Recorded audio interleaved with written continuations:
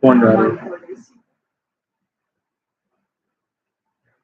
You guys, welcome.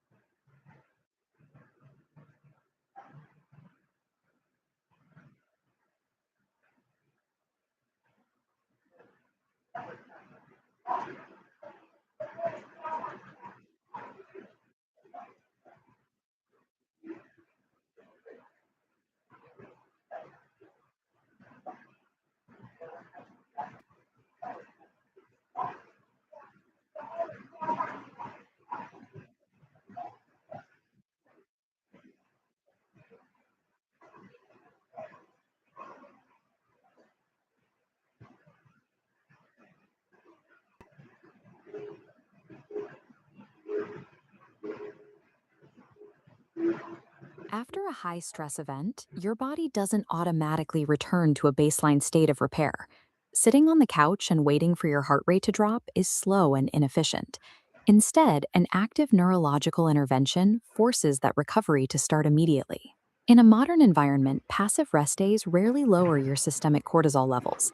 Your brain is still processing work emails, traffic, and screen time as active threats, keeping your stress hormones elevated even when you are not physically training.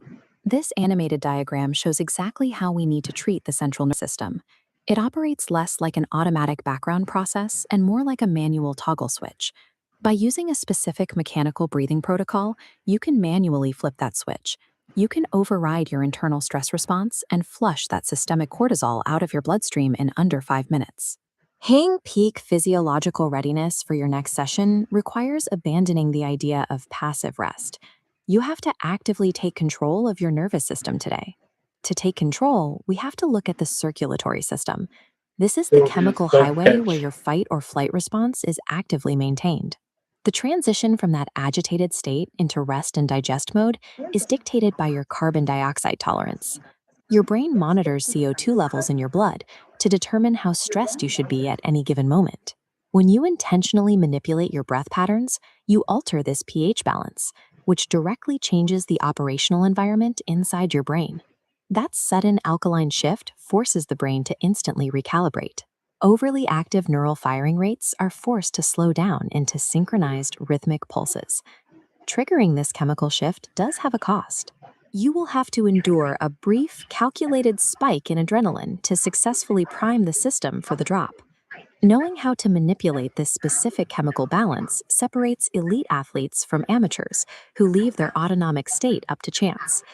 Mastering this chemical relationship between carbon dioxide and blood pH overrides the brain's slow stress signals, commanding an immediate state of deep physical repair. Step 1 is establishing the right environment. Find a safe, stationary place to sit or lie down and get a timer ready. Do not do this in water or while driving. Begin the hyperventilation phase. You are going to perform exactly 30 rhythmic cycles of deep, forceful nasal inhales, followed by completely relaxed exhales through the mouth. This illustrates the chemical exchange happening in your body right now. You are actively saturating tissues with oxygen while aggressively offloading stored carbon dioxide. Around breath 15, you will notice specific physical changes. Expect systemic tingling in your hands and face, along with an intentional surge of anxiety. That adrenaline spike is a mandatory feature of the protocol. You are doing it right, so do not panic. Just keep breathing. This aggressive hyperventilation phase acts as a forced overdrive, wiping the